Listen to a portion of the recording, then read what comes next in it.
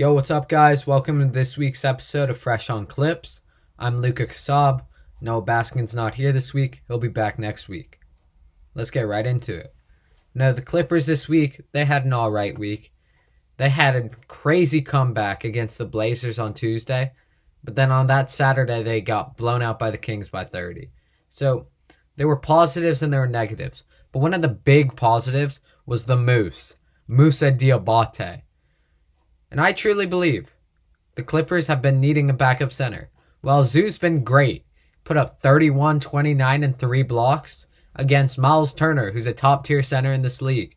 He's, my opinion, a top 3 candidate for Defensive Player of the Year.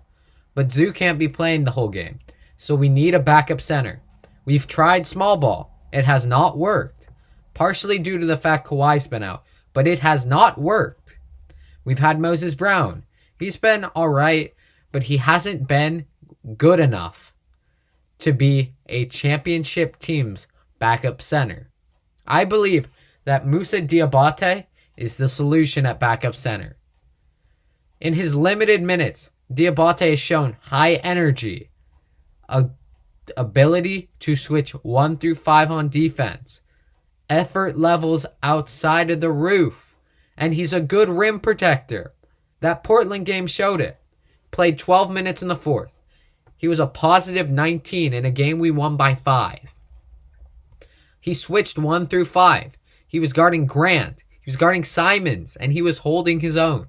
He got blocks in the clutch. He played the whole 12 minutes right after Zubac had the best game of his career and the best game since Shaq. He played over him to finish the game, and he him and Norman won the Clippers that game. I believe the upside that Moussa Diabate has is enough to project him on the depth chart above Moses Brown. He's done enough to show that he is the backup center for the Los Angeles Clippers. Diabate was a positive 19 in the Blazers game. Okay? Then we lost to the Jazz the very next game by 13. He had 11 points, 8 boards, and was a +7 in a game we lost by 13. He's shown the effort. He's shown the energy. And he reminds me of Montrezl Harrell. Montrezl Harrell, yes, he was not perfect for us. But he was a good enough player for us. And I feel Moussa's a better defensive player. Yes, he lacks offense. But on a team with Paul George, Kawhi Leonard, Zubac, who's a good center, Norman Powell, plus more scoring, he doesn't have to be as good as Trez was on offense. He is a better defensively Montrezl Harrell due to the energy, the effort, the rim protection. Moussa Diabate has done enough to show me he is a better center than Moses Brown and should be getting backup minutes for this Clippers team.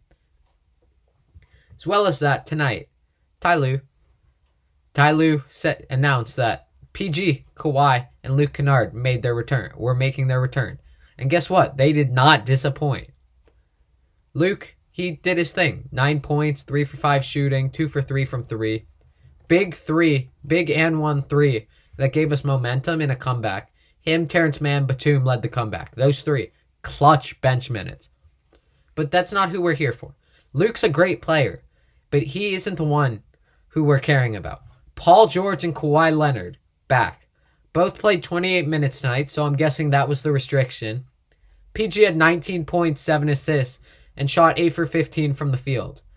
And Kawhi, 16 points, 6 boards, 7 for 15 from the field. And he had our last 10 points. He took over in the clutch. He hit a game winner. He hit a game-tying shot. He hit a shot before that to get us within 2. Kawhi Leonard did everything today that he is paid to do, and he looks better.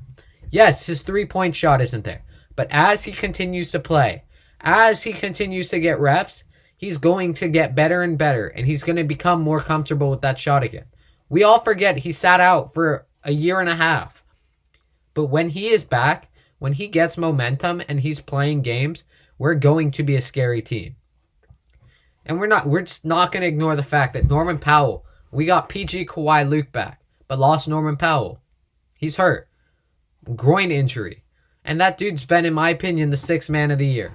He's coming off the bench with a spark, 15 a game, efficiently too.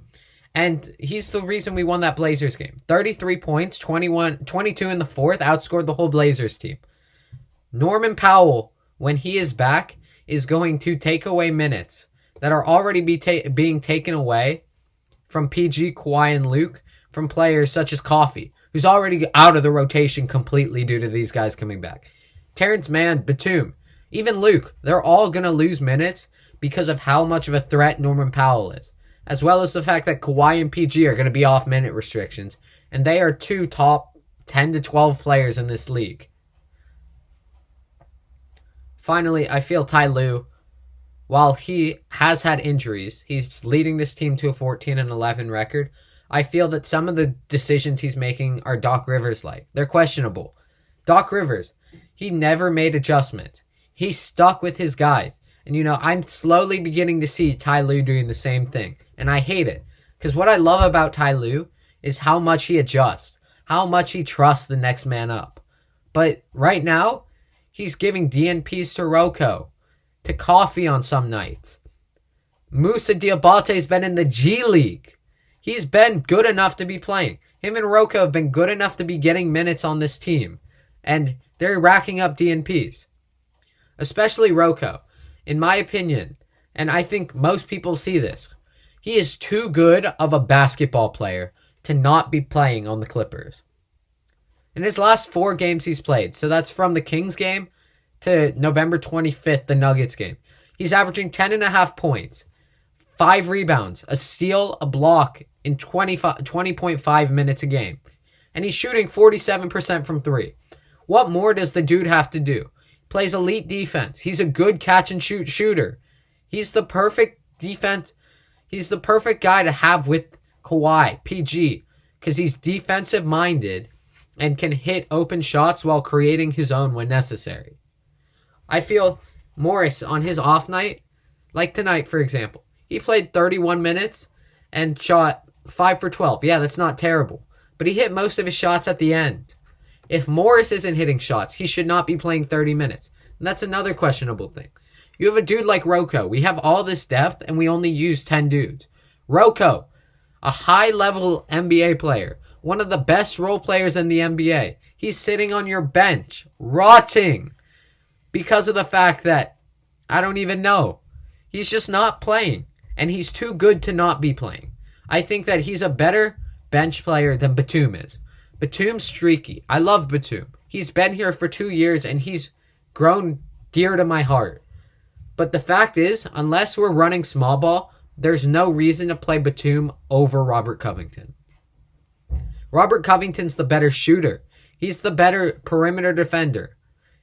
While Batum's the better interior defender and rebounder, if we're running a lineup with Zoo or a lineup with Moussa and other bigs around them, Robert Covington is the dude you want to have on the court. The stats say it. The fans say it. The reputation says it. And the fact that Coffee was at any point playing over Covington shows how questionable of a decision that is. Covington has produced everywhere he has been. And he's producing this year. Yeah, he got COVID. He sat out. He's no longer a dude who should not be in the rotation, though. He's too good of a player. He's shown that on multiple teams, and he's shown that this year. Another thing that I've disliked about Ty Lue is the fact that he keeps running these guard lineups with Reggie and Paul George. Not Paul George. With Reggie and John Wall. Yes, they're both good players. They're both good point guards. But you should not be playing them together. I love both of them. But pick one or the other. Like tonight, we had Reggie and John Wall finishing the game together. Okay, if we need defense, throw Terrence Mann in there over Reggie. If we want offense, throw Luke. Throw Batum in over one of the two. Because the fact is, they're both not good defenders. And they're both too ball dominant to have on the court with Kawhi Leonard and Paul George. The 2 guard lineup, and especially when Norman Powell or Luke Kennard's thrown in with them and forms a 3 guard lineup, it's been torching us. And that's another thing I'm questioning Ty Lue about. It's a matter of you can't have 3 defensive, non-defensive guards on the court together and expect us to get stops, especially if we're going small. So let's see. Hopefully Reggie and John Wall get moved. Different groups don't play together. Lastly, stop sending Moussa down to the G League. You have one of the two of him and Moses Brown, both on two ways. I understand you want to develop Moussa. I understand that he's younger. I understand all of this. But the fact is, if you have both of them, and you can send either one down to the G League, you should send Moses down. Moussa, we've already talked about, is who should be the backup center. And until he is, I'm going to continue saying that he should be in the NBA rather than in the G League. He's shown that. Thank you for watching this episode of Fresh on Clips. Tune in next week for another one that will be featuring Noah Basket. Go Clippers. Clippers bring it in. 5 seconds to go. Tie game. Seatbelts are fastened. Lou Williams for the win. Bingo! Oh my goodness. God, he got it! 1 second left. Clippers by 2. The three for the tie. Oh my goodness! I don't